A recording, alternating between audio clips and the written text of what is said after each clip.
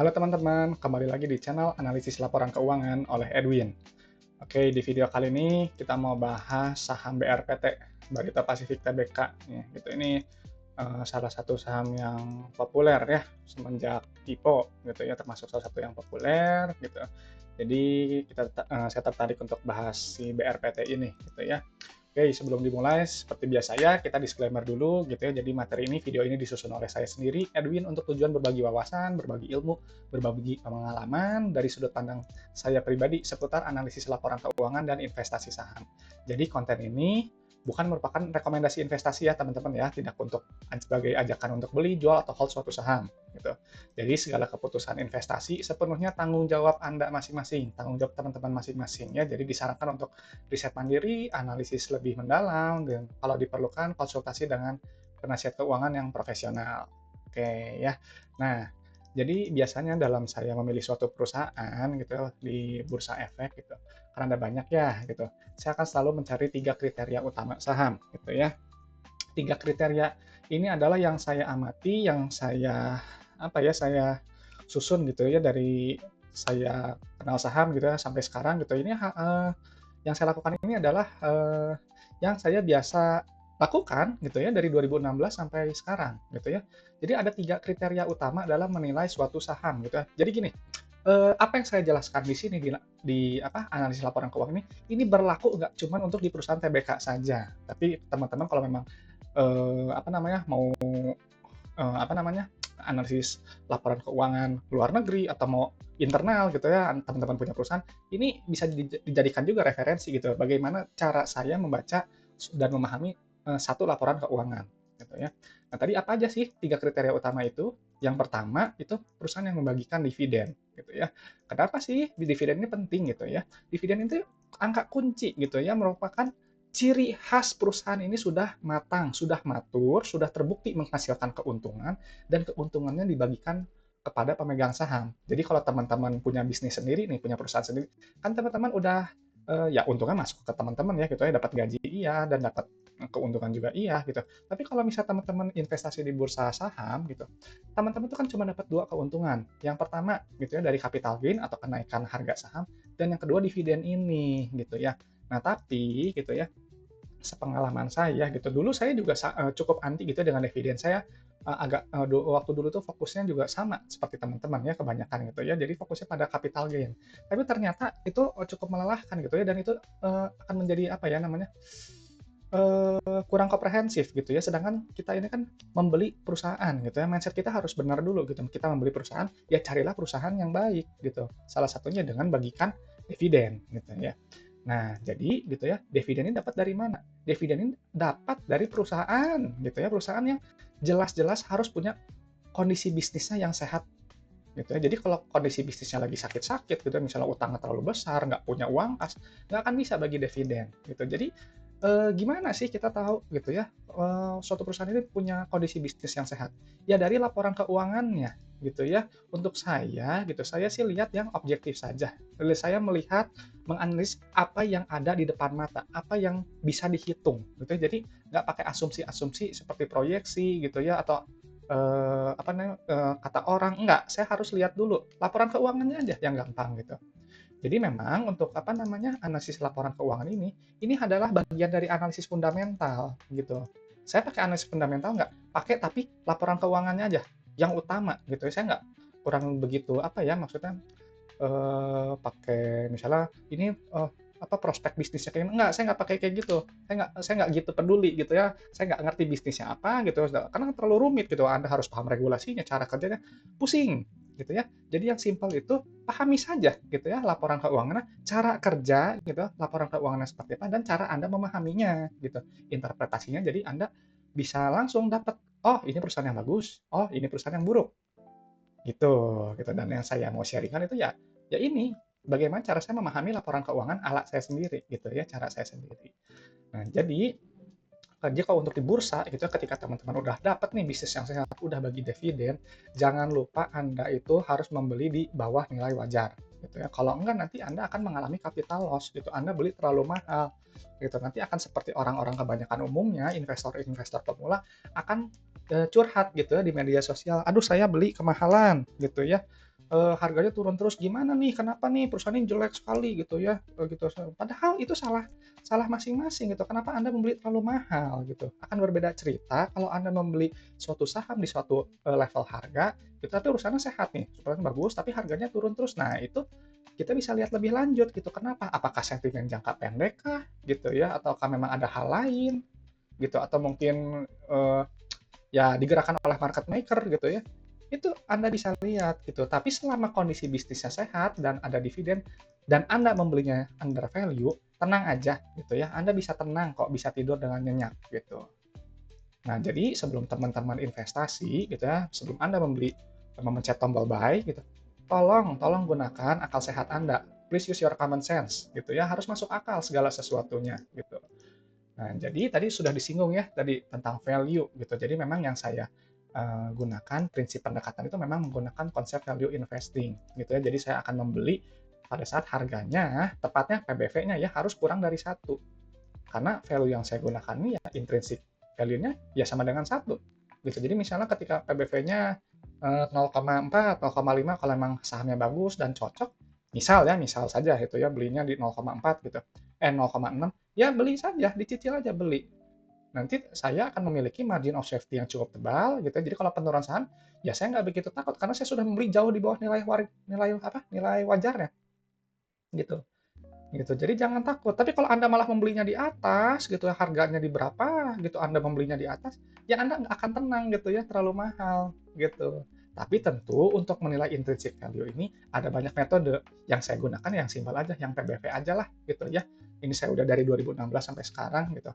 Works gitu ya, meskipun mungkin apa namanya, teman-teman pasti sering lihat gitu ya kalau misalnya di forum, PBV itu menipu gitu ya, perusahaannya ini, apa namanya, value trap gitu.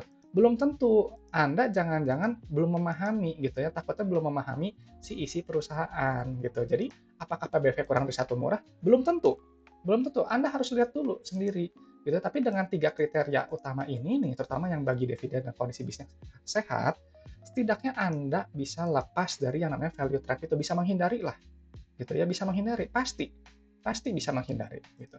Jadi ketika harga sahamnya nanti ketika sudah mencapai intrinsic value, barulah saya exit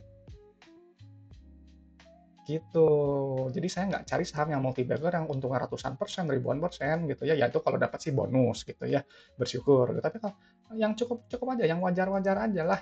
Use your common sense aja lah gitu ya. 10%, 20%, 30% nggak masalah kok gitu ya. Nah tapi kalau memang perusahaannya memang sangat baik, di hold lebih lama juga nggak masalah gitu. Jadi fleksibel gitu ya, nggak terlalu terpaku sekali pada value investing ini gitu, saklek gitu, enggak.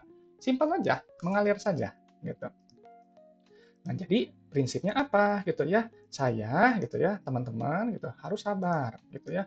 Fokusnya pada value gitu ya. Fokusnya pada value yang sudah Anda hitung. Fokus yang sudah pada value yang sudah saya hitung. Masing-masing terserah. Tadi ya, terserah metode mau hitungnya pakai apa. Mau pakai net net asset value, mau pakai enterprise value, mau pakai PER gitu ya, nggak pakai PPV atau mau pakai apa ya, misalnya, yang metode dividen invest itu misalnya yield-nya harus berapa persen minimalnya, terserah terserah, nggak peduli gitu ya, yang penting Anda sudah tahu dulu value-nya berapa dan beli di harga berapa, supaya tadi margin of safety-nya ini tebal, gitu ya, gitu. Jadi Anda nggak terlalu belinya kemahalan.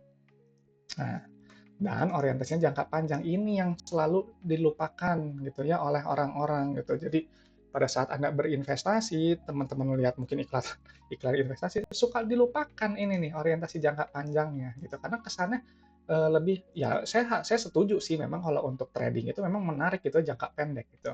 Tapi yang khusus pada saham gitu ya perusahaan, Anda harus percaya gitu ya. Ini sudah terbukti ya kalau harga saham itu pada akhirnya akan mengikuti kinerja fundamental perusahaan dalam jangka panjang. Gitu. Anda cek aja lah saham-saham yang harganya gocap, yang harganya 50. Perusahaannya gimana? Bermasalah semua. Gitu ya, bermasalah semua gitu. Tapi ya ingat dalam jangka panjang gitu. Jadi dengan Anda menerapkan prinsip dasar investasi ini, Anda setidaknya akan bisa menghindari lah perusahaan-perusahaan yang kurang baik, yang nggak bagus gitu. Jadi tadi apa yang saya lakukan itu adalah harus memahami laporan keuangan. Ini hukumnya wajib gitu ya, nggak bisa setengah-setengah gitu. Jadi harus setidaknya paham lah gimana masing-masing dari jenis laporan keuangannya. terserah gitu ya, posnya memang ada banyak, tapi Anda gitu ya, apa yang saya sharingkan di sini, Anda bisa ambil yang baiknya dan bisa modifikasi sendiri gitu ya, jangan terlalu saklek dengan cara saya, nggak masalah gitu, boleh-boleh aja gitu, yang penting Anda punya interpretasi dalam menilai suatu laporan keuangan. Jadi Anda dapat gambaran nih perusahaan ini bagus atau enggak, gitu. Nah, jadi dari laporan keuangan itu apa sih yang saya lihat? Saya pasti screening dulu. Screeningnya apa? Ya ini 7 syarat utama ini. Dividend payment history, saldo laba, PBV wajib kurang dari 1. Wajib, ini wajib. 1,01 skip langsung. Gitu ya. PER di bawah 15. CFO-nya positif, CFI dan CFF-nya wajib negatif. Gitu ya, nggak apa ya, cukup strict lah kalau saya gitu ya. Jadi kalau misalnya salah satu nggak terpenuhi, saya langsung skip, cari saham lain aja. Nggak usah dipaksakan, gitu, nggak usah buang-buang waktu. Langsung aja saya tutup laporan keuangannya. Kayak gitu ya, tinggal cari lagi. Nah, teman-teman jadi untuk di video ini, gitu ya, di video ini nanti ada pakai Excel nih, kayak gini ya, gitu. Teman-teman ini template-nya bisa download gratis ya. Teman-teman bisa download gratis. Linknya ada di deskripsi di video ya. Jadi tinggal download aja, passwordnya ALK Edwin. Untuk Anda tinggal bisa belajar aja gitu ya. Kalau memang teman-teman mau belajar apa interpretasi cara yang saya biasa lakukan gitu. Oke, jadi sekarang kita langsung masuk ke analisis ya. Nah, ini sebelah kanan sudah ada analisis. Nih kita buka Excel-nya. Oke, kita ini BRPT ya, Barita Pasifik 2025 Q2 gitu ya. Pastiin juga jangan salah di laporan keuangannya. Nah, Anda langsung buka ya di balance sheet-nya ya, di neraca gitu ya. Yang terpenting gitu ya, sebelum Anda memulai memindahkan data laporan keuangan, ya kalau teman-teman belum paham nih semua pos-posnya, ya setidaknya pernah baca dulu lah, jadi tahu kira-kira satu pos ini yang mana sih artinya apa sih, menunjukkan apa gitu. Karena kalau bahas ini semua, satu terlalu panjang, dua saya juga nggak terlalu pakai gitu ya, ya yang terlalu banyak seperti hanya saya pakai yang kunci-kunci yang biasa saya lakukan saja.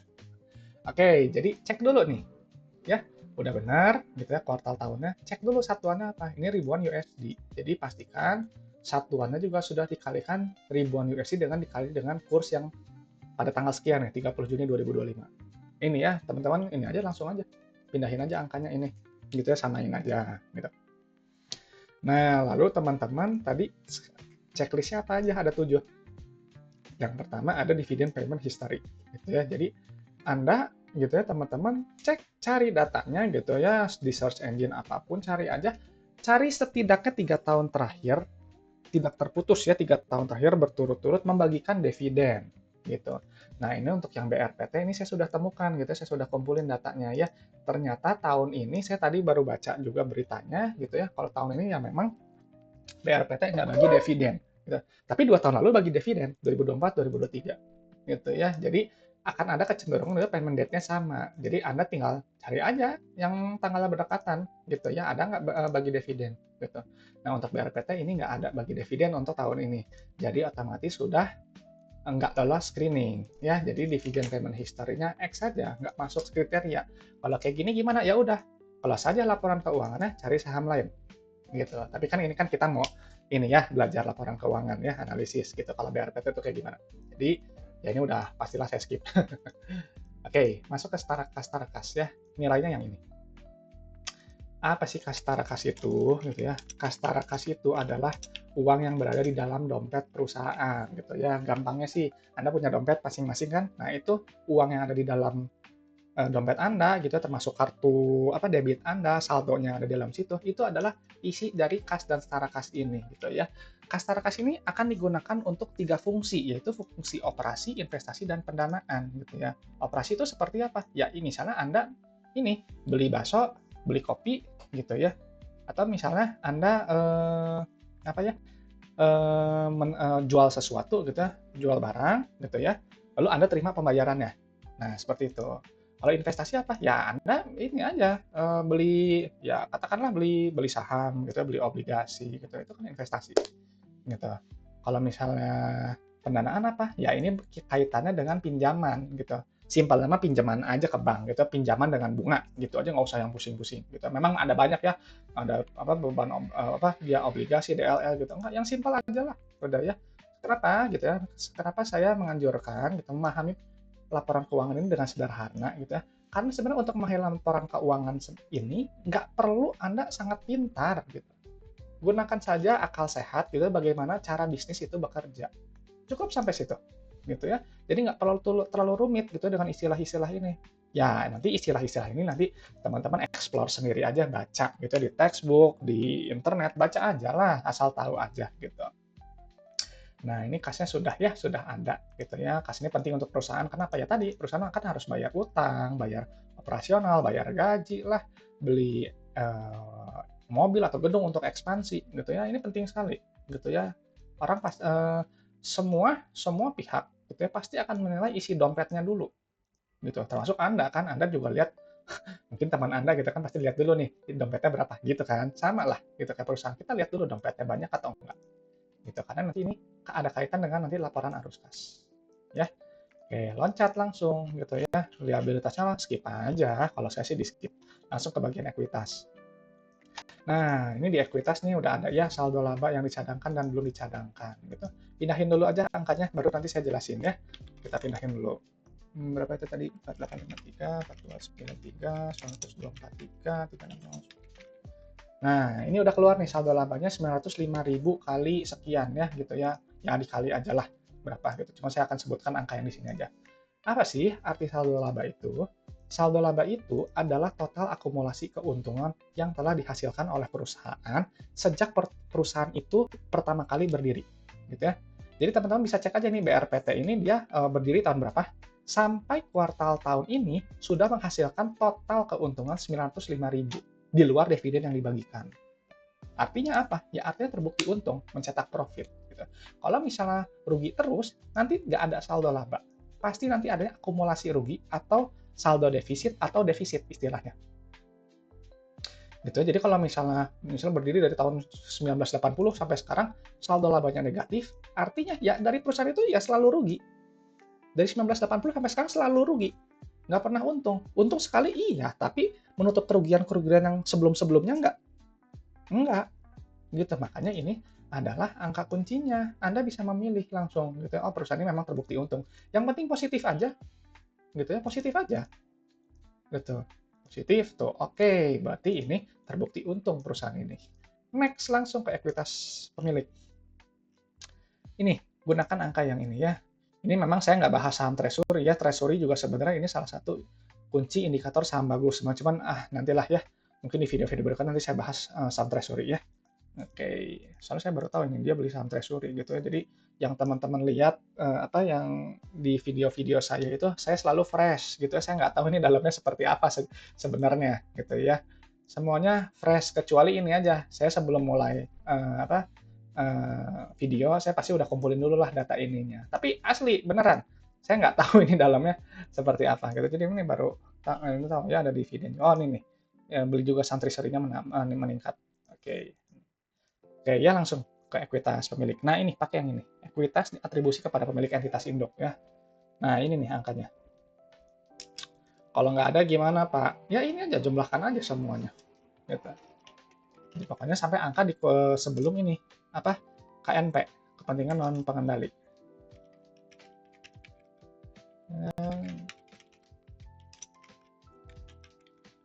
Nah, ini nih.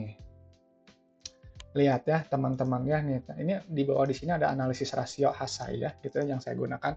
Ini rasio ini nggak akan ada di di buku-buku laporan keuangan gitu, nggak akan ada gitu ya. Kalau ada juga ya mungkin kebetulan ya mungkin memang ada gitu ya. Cuman ini saya gunakan sini, ini rasio khusus saya gitu ya yang bisa saya gunakan gitu. Ini teman-teman bisa lihat ya rasio saldo laba terhadap modal awal ini 0,17 ya.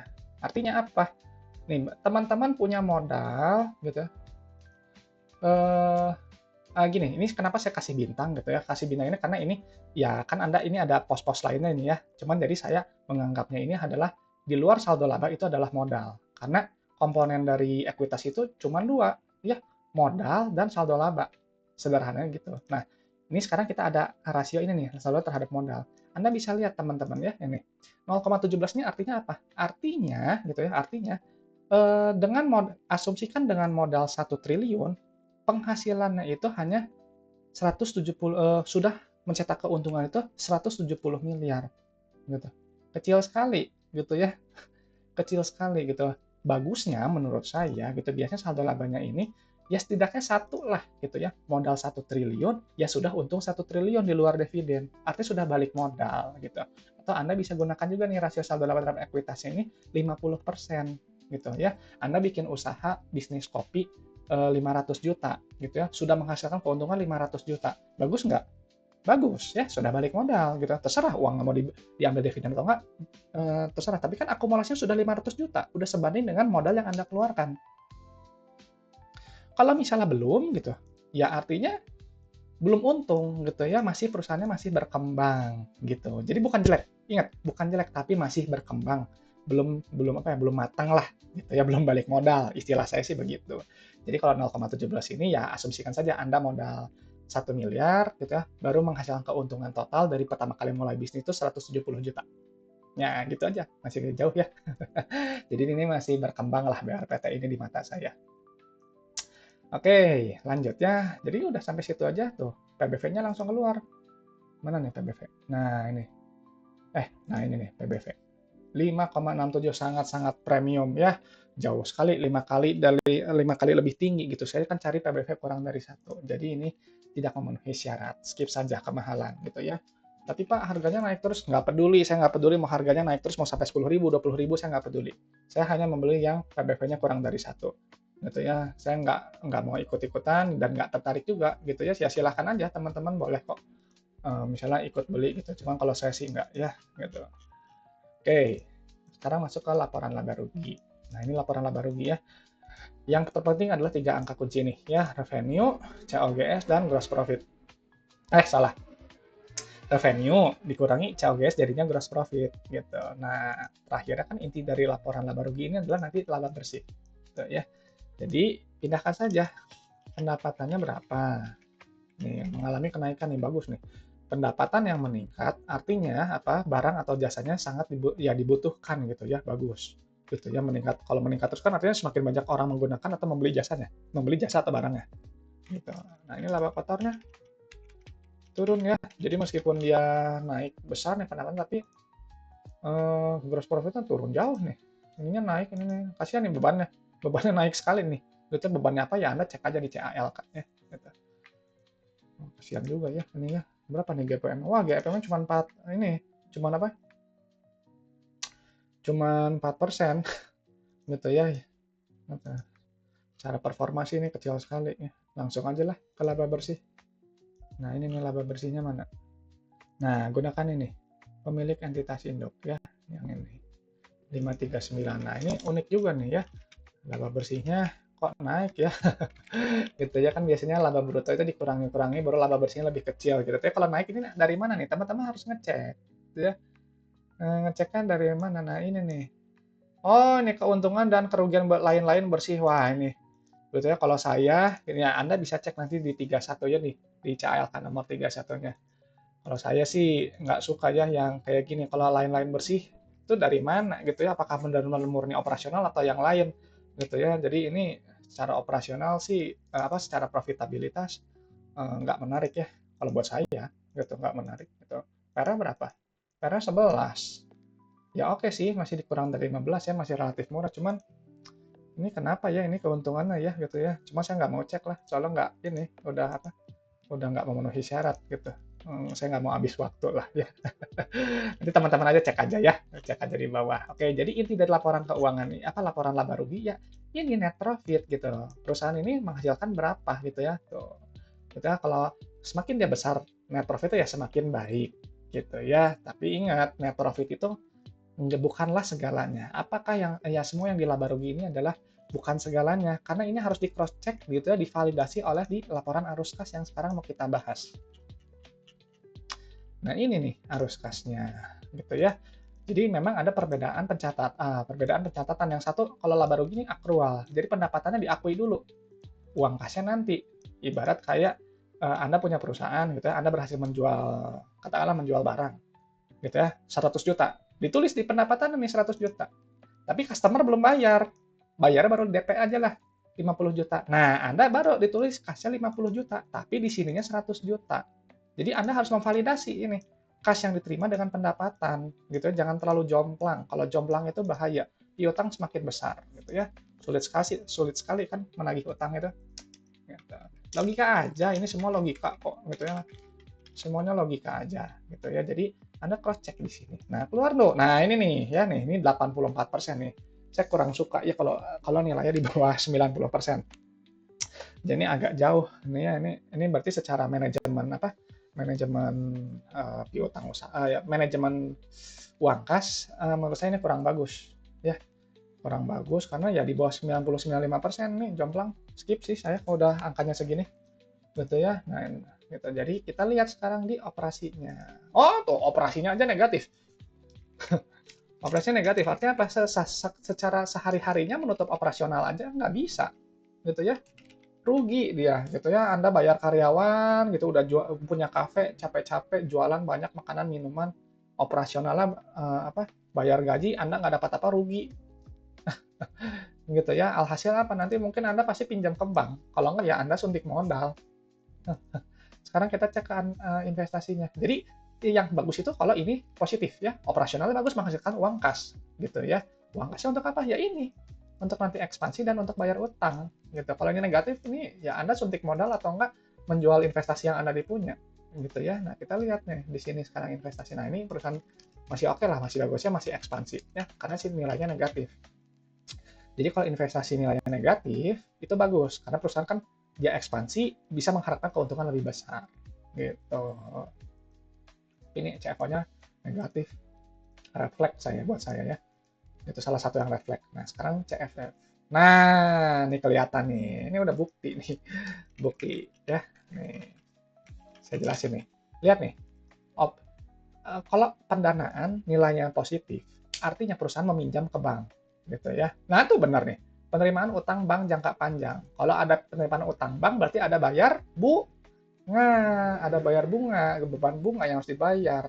Alhasil nanti akan menggerus laba profit ya, laba bersih, gitu. Dan nanti uang kasnya juga akan tergerus habis. Ini lihat nih, teman-teman bisa lihat dari pola arus kasnya. Negatif, negatif, plus operasional nggak nutup, bentar ya, ini di sini hujan, saya tutup dulu pintunya. Bentar. Sebentar ya, supaya suaranya jelas. Oke. Nih, teman-teman bisa lihat di sini ya. Tuh, operasionalnya aja nggak nutup, uang kasnya nggak kurang. Alhasil untuk ekspansi juga, ya mau gimana caranya kalau dari operasional nggak nutup? Anda pasti pinjam ke bank. Jadi uang dari hasil pinjaman ini yang mendanai aktivitas operasi dan juga investasinya. Tuh, jadi biar ada uang kasnya banyak gitu, tebal. Makanya muara dari laporan arus kas ini ya di sini kas tarakas. Jadi ini adalah pos paling penting yang harus Anda lihat, yang harus Anda pindahkan. Nih ini udah ini mah red flag sih jelas ini kalau kayak gini. Apalagi kalau misalnya investasinya positif, wah udah itu lebih parah lagi. Gitu ya. Jadi analisis BRPT gimana? Ya dividen payment-nya yang tahun lalu enggak, pasti kekurangan kasnya gitu ya, kemungkinan sih gitu. Laba positif ya perusahaan udah untung, tapi masih super premium ya PBV 5, resiko tinggi gitu ya, PER-nya kurang dari 15, ya gitu ya masih relatif murah 11, tapi belum di bawah 10. Gitu ya, CFO-nya negatif, wah udah ini operasional nggak akan bagus ya, pinjaman semakin naik ya, makanya CFF-nya positif, CFI-nya ya tapi masih negatif gitu ya. Ini sama-sama buat saya sih nggak menarik ya dari awal juga, nggak bagi dividen. Secara profitabilitas ya agak dipertanyakannya laba bersihnya gitu ya, dipertanyakan dan dari aktivitas operasi juga sangat buat saya nggak bagus gitu ya, malah tambah pinjaman lagi ke bank gitu. Jadi Anda kalau punya bisnis, ya Anda punya bisnis nih, mendingan mana gitu ya, mendingan Anda bergantung pada modal sendiri, modal bank, atau gimana gitu. Kalau memang bisnis Anda profitable gitu sangat menguntungkan, ya Anda nanti akan ini dengan hasil keuntungan bisnis Anda gitu. Anda nggak perlu suntik modal lagi gitu ya, gitu nggak perlu pinjam lagi uang ke bank gitu. Kecuali kalau memang uang yang produktif gitu ya, pinjaman yang produktif gitu ya. Karena memang kalau di laporan keuangan, pinjaman bank pasti ada, tapi pastikan nih pembayarannya, bukan penerimaan, pembayarannya ini harus lebih besar daripada penerimaan gitu, artinya terkontrol. Kalau gini nggak, ini ya positif ya sudahlah teman-teman juga bisa tahu ya, gitu ya, gitu ya. Ibarat operasional udah nombok 50.000, jadi Anda minjam lagi ke bank 1,9 juta, gitu. Oke, jadi teman-teman untuk analisis BRPT sampai sini aja gitu ya. Jadi perusahaan ini menarik atau enggak, terserah teman-teman, tergantung interpretasi teman-teman gitu ya. Jadi buat saya kalau dari screen yang nggak cocok gitu ya, saya nggak peduli mau harganya naik melambung tinggi, saya nggak peduli gitu ya. Oke, jadi teman-teman, itu aja gitu ya dari analisis BRPT. Kalau teman-teman ada request saham yang mau dibahas laporan keuangannya, atau mungkin ada saran gitu, atau pengen bahas, ya hal-hal yang berkaitan dengan investasi saham dan laporan keuangan aja gitu ya. Boleh komen aja di bawah gitu ya, nanti saya tampung gitu, nanti di video-video berikutnya saya pasti bahas gitu ya. Oke teman-teman, itu aja untuk video kali ini gitu ya. Oke, sampai ketemu di video berikutnya.